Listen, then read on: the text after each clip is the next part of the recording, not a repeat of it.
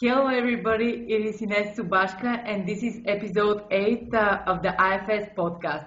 We live in a world where most of our problems are caused by the fact that when there is some kind of dysfunction in our life, instead of getting to the root cause and treating it, we try to mask the consequences by suppressing the symptoms. We're used to taking disease as an inevitable part of our life, and we rarely question the cause of it. That's why there are people like my guest today, Dr. Alison Chen.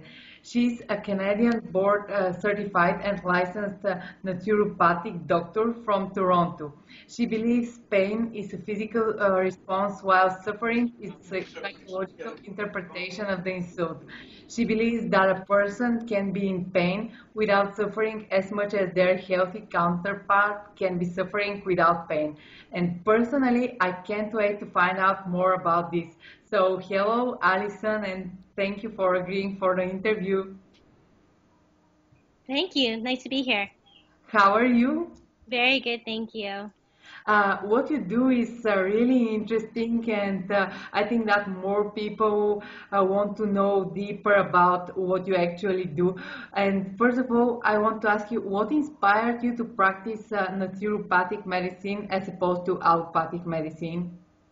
Well, I actually got into allopathic medicine. I've always had an interest in health and fitness and wellness, but I really do have a passion in preventative care, in not just treating symptoms and doing band-aid solutions, but really preventing illnesses from progressing and healing a person from where the root of the issue is. So I was a competitive gymnast when I was younger, and I became a personal trainer as well in university. So I know a lot about preventing, injuries and trying to help people get stronger and prevent further illnesses later on in life. And what are your views on the relationship between allopathic medicine, naturopathic medicine, ancient healing practices, and modern scientific research? Mm-hmm. Well, the nice thing about naturopathic medicine is the merging of Western medicine, which is more the allopathic model, and research-based, evidence-based medicine, and it merges with traditional philosophies of healing. So those other types of alternative medicines that we typically think of. And so naturopathic medicine brings the best of both sides to create holistic healing. It's looking at a person as a whole, so their mental, emotional, and physical being, as well as spiritual aspects, but also looking at red flags if anything is pertinent, if you need to do lab work or physical exams and things like that. So it's really looking at the person from different angles, looking at them from a physical standpoint, as well as listening to their story, as well as creating a balance with using traditional tools like acupuncture, like homeopathy, and also the foundations of diet, nutrition, and exercise. When you said the mental part, do you think that most of diseases are because of what is in our mind, how we feel, and how we are emotionally, what we are going through emotionally? Mm-hmm.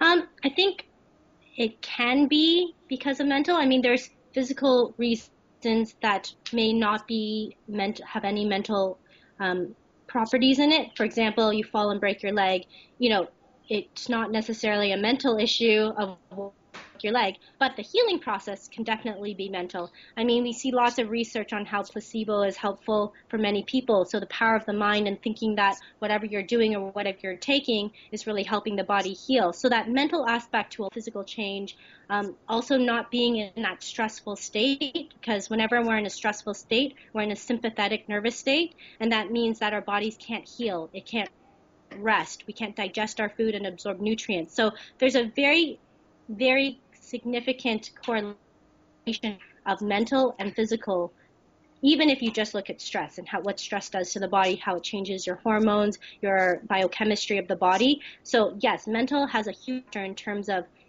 how disease progresses, how we heal from it, and at what rate. So that's why it's important to view the person as a whole and not just a separate part or a problem. Exactly. Because a person is not just, getting a cold and flu. They're a person who's either maybe going through a divorce, going through having their kids being taken away, had a death in the family. Like there's so many things that contribute to a person as a whole and not just the physical symptoms. Great. What are your views on allopathic medical practices and medications? How do you view the relationships between allopathic diagnostic procedures and natural healing methods? So I think something very important to know is naturopathic doctors aren't against allopathic practitioners. It's not one or the other. We really work together. And so there's definitely times where allopathic medicine is completely first choice in terms of healthcare. So again, breaking a leg, or if you have end-stage cancer, or if you have a bacterial infection that needs antibiotics because it's a life or death type of situation. So in many cases, those acute emergency situations definitely need allopathic care. But a lot of people go to their medical doctors and only take the drug that the doctor's prescribing and don't really assess the other parts of their life. So I think seeing a naturopathic doctor and a medical doctor in combination is really ideal, because then you can get anything that's emergent taken care of, if that's the case, and then work on the lifestyle and the long-term preventative health care model, which naturopathic doctors do fantastically. While we're talking about this, I was thinking that usually I use allopathic medicine, like I use their technologies to diagnose the problem, and then I use naturopathic medicine to heal it. Like I Yes. yes, the technology, and then I heal the natural way. Yeah.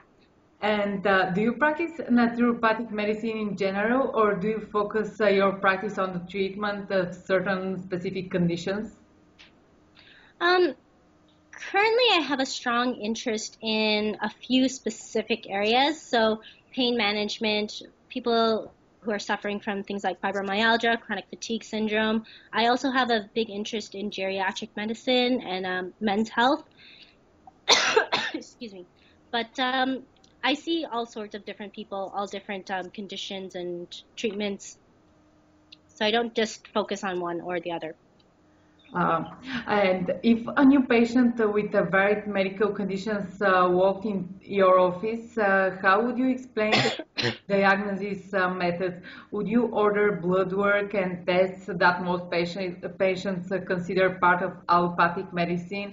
What procedure would you follow in terms of testing in order to create a diagnosis and treatment plan?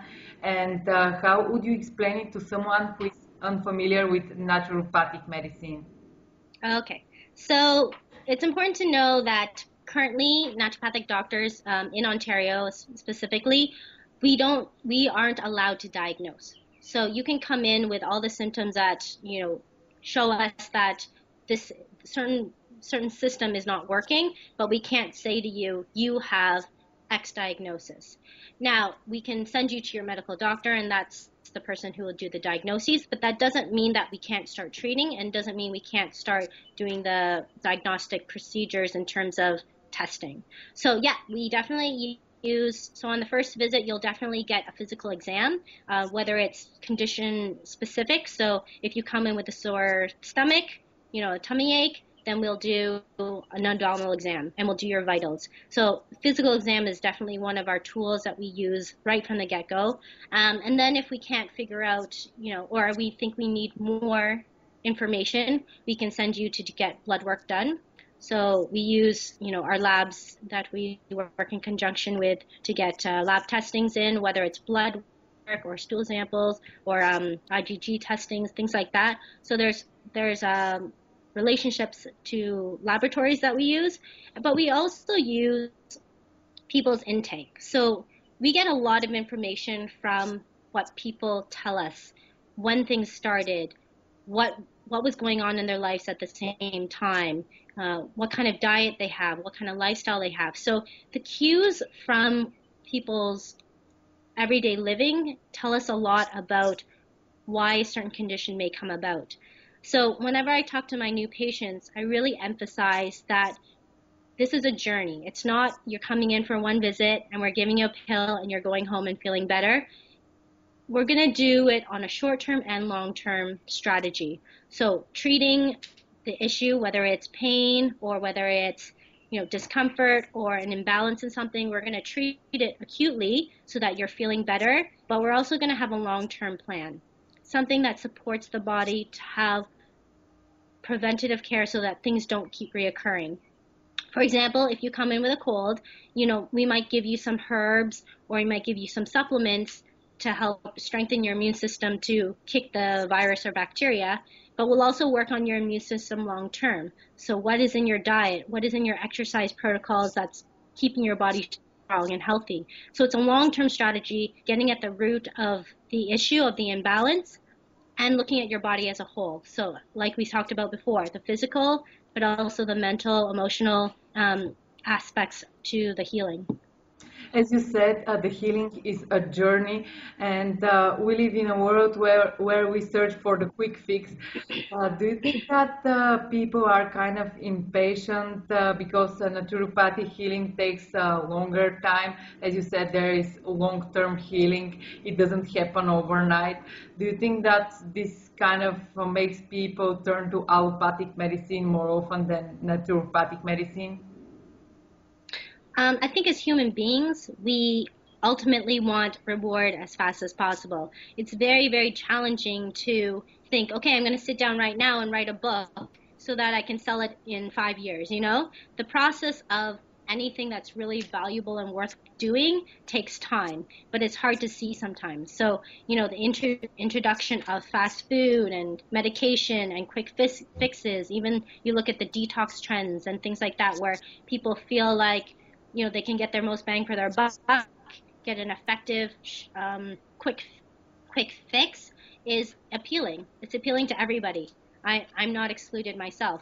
So it's a challenge as a naturopathic doctor to instill that motivation and to instill small steps so that people find success as they're going, so that they enjoy the process and enjoy the journey, as we said, to getting into better health, because the end goal might be being able to play with your grandchildren or being able to run, a marathon in your 80s. Like, that might be your end goal, but that's not what drives you. That's not the day-to-day emotional triggers that allows you to live health, do these efforts that take a lot of time and commitment. And so as a naturopathic doctor, it's a challenge. It's difficult to compete when a person doesn't have that internal motivation to do it themselves. So implementing small steps is really key and vital to a long-term successful treatment plan. Oh, you said it great. It's the small steps that add on every day, and finally they lead you to success. And the final goal, it's like with everything else. Right. And in what instances, if any, would you tell a patient that allopathic treatments would be safer or more effective than a natural or alternative treatment? We definitely, as naturopathic doctors, we practice with gold standards. So the same gold standards that medical doctors go through, we also have those. So using those examples that I used earlier, if somebody breaks their leg, I'm not going to give them Traumeel and Arnica and tell them to focus on healing their leg from a visual point of view. But I might say to do that while they're getting their surgery to fuse their bones back together. I may tell them to take supplements and herbs and things after their surgery or major event has gone on so that they can heal faster. In the example of cancer, for example, because that's a big controversial area, if a person is at end-stage cancer or actually let's say they're at their very beginning signs of cancer and removal of a cancerous tumor is more ideal than not doing anything, then that might be a place where allopathic medicine is more recommended. However, each person has their own opinions. As a naturopathic doctor, our most important tool is education. So educating people with different options.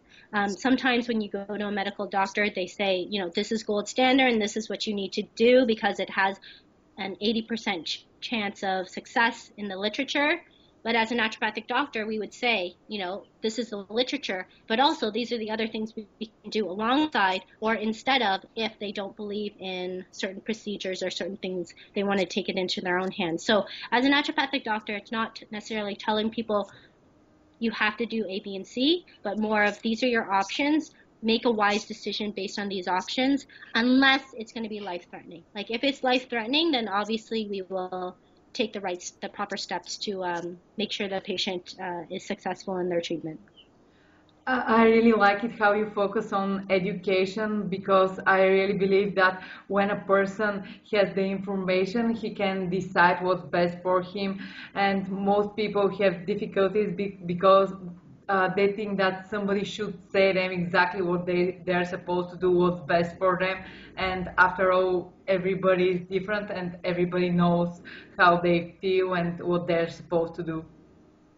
Right. The body is very smart. I mean, we think that we're smart mentally, but our bodies run with or without our minds going, right? And so our bodies are actually way smarter than our brains, and it'll find homeostasis, it'll find that balance regardless of what's going on the exterior.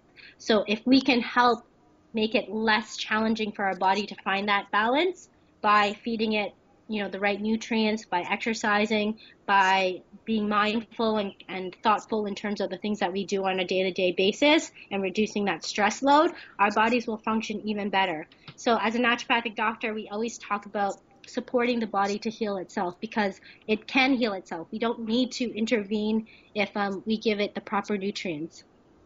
That's great. So the body always strives to be healthy, and we are just supposed to aid in that journey to help it instead of try to interfere it. Exactly. And what are some of the most common ailments you see that are effectively treated with natural methods? Please give an example if you can.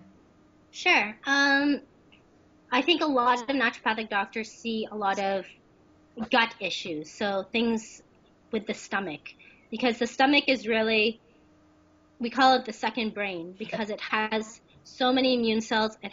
It's so readily absorbs nutrients, but also toxins and, bacteria and chemicals that we feed in through our mouths. But so treating, dysbiosis, which is imbalance of bacteria in our gut flora, treating food sensitivities, inflammation. Often people eat things that don't agree with their bodies.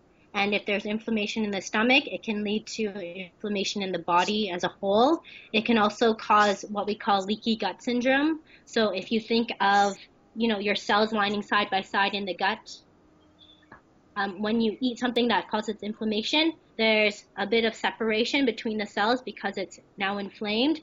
And what can pass through is food particles and things that haven't been broken down. So things that we normally wouldn't see in our bloodstream pass through because now we have this inflamed state that's allowing particles to come through. So a lot of the time, well, not a lot of the time, but sometimes what we can have is autoimmune conditions from that, because now we have foreign particles in our bloodstream that's causing an immune response. So, for example, antibodies are being produced against them. And sometimes these food particles look very similar to our natural cells, so the cells that are within our bodies by themselves. So if you're having immune cells against those food particles that look similar to our own cells, now we're going to start attacking our cells, and that's when you have autoimmunity. So sometimes that happens just from the foods that we're eating. So as naturopathic doctors, the gut is often one of the main places that we start in terms of our treatment, because that can really help the systemic body heal and not have reoccurring or more detrimental conditions. I also believe that the gut is the place where most diseases start. So it's really important to take care of our gut flora and the health of our gut as a whole. Mm-hmm.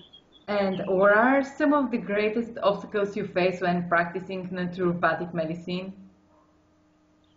I think some of the biggest challenges is our cells. So as naturopathic doctors, because we are not under the same recognition as medical doctors as a whole, really our own self-confidence and our ability to go out there and really stand for what we know and what we can do really holds us back as a profession. So I think being confident, putting yourself out there, being willing to make relationships with other practitioners, medical doctors, chiropractors, osteopaths, acupuncturists, other facilities, every other practitioners that facilitate healing, making those relationships, because once we actually see patients in our office and start their journey to health, they definitely are our number one fans, right? They are the ones who are promoting us, who are supporting us, who are giving us referrals and more patient interaction. And so people get better with us. People feel better and they have more balance in their lives, and it's more from a holistic point of view.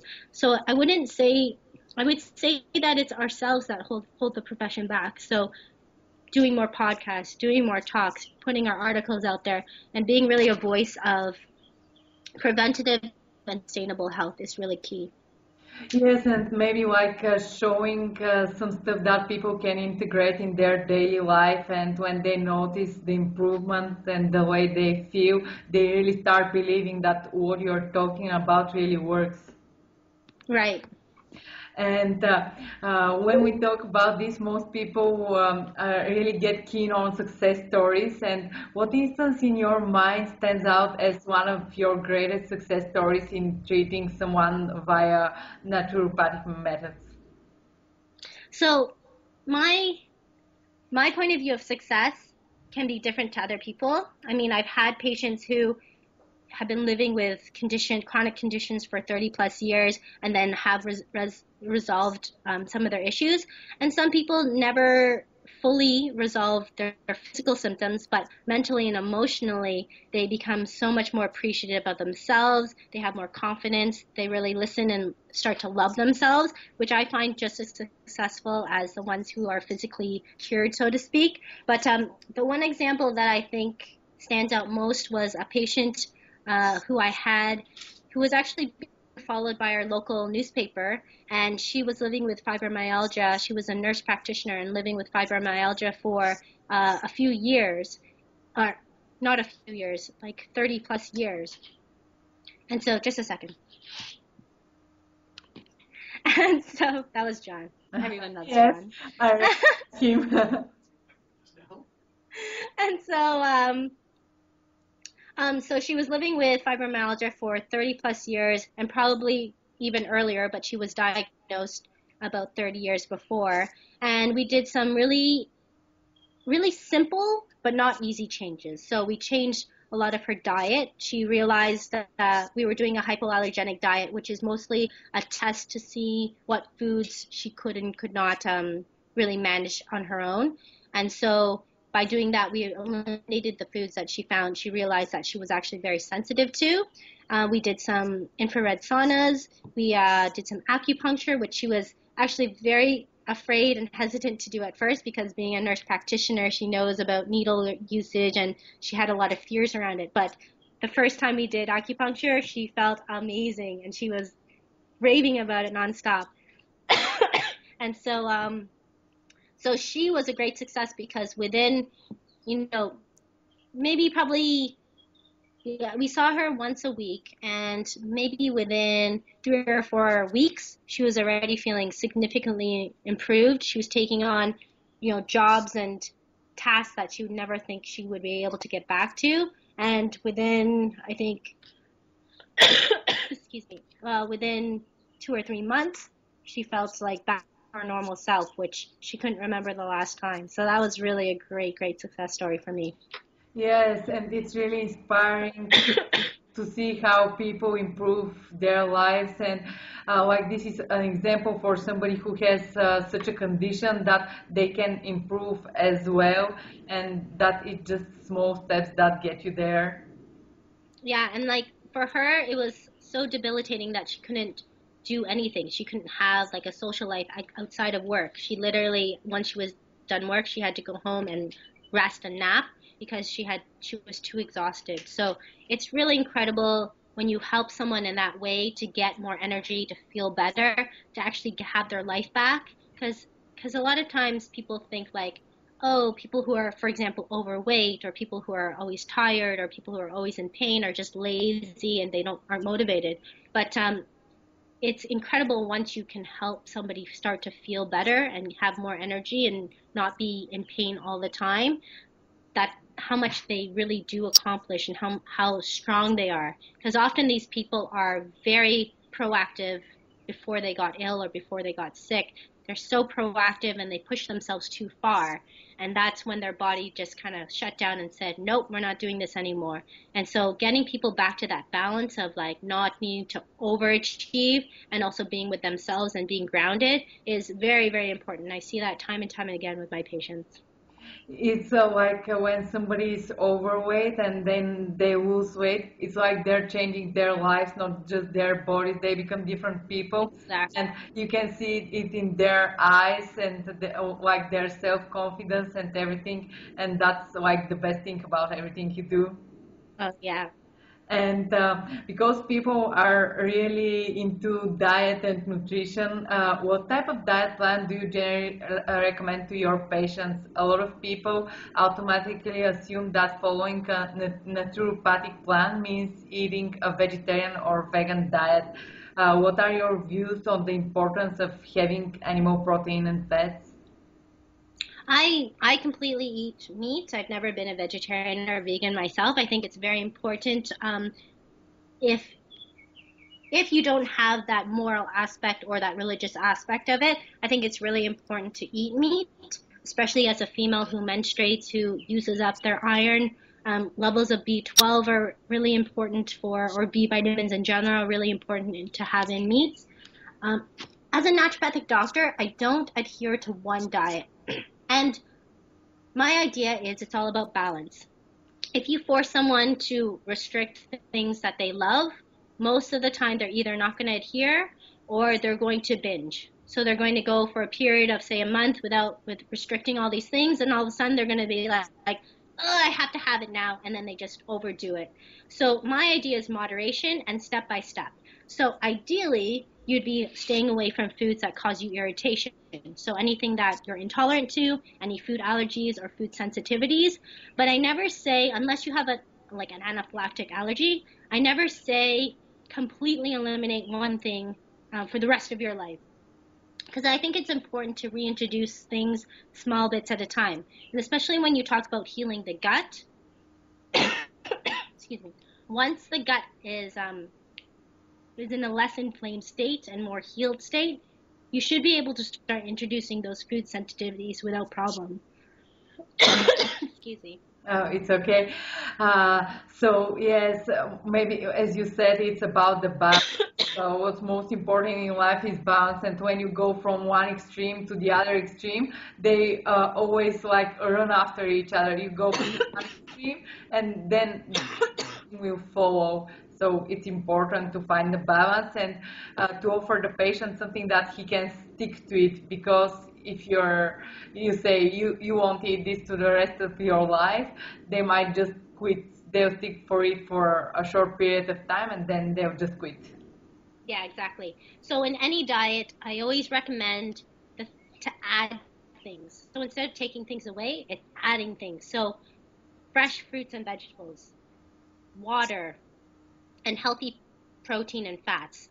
I think those are the key to any diet, whether you try to do a fad diet or a short-term diet or whatever it is. Those are the key components of any nutritious diet, and that's what you should be adding to your diet versus don't eat the cheesecake, don't eat the ice cream, don't eat this, don't eat that.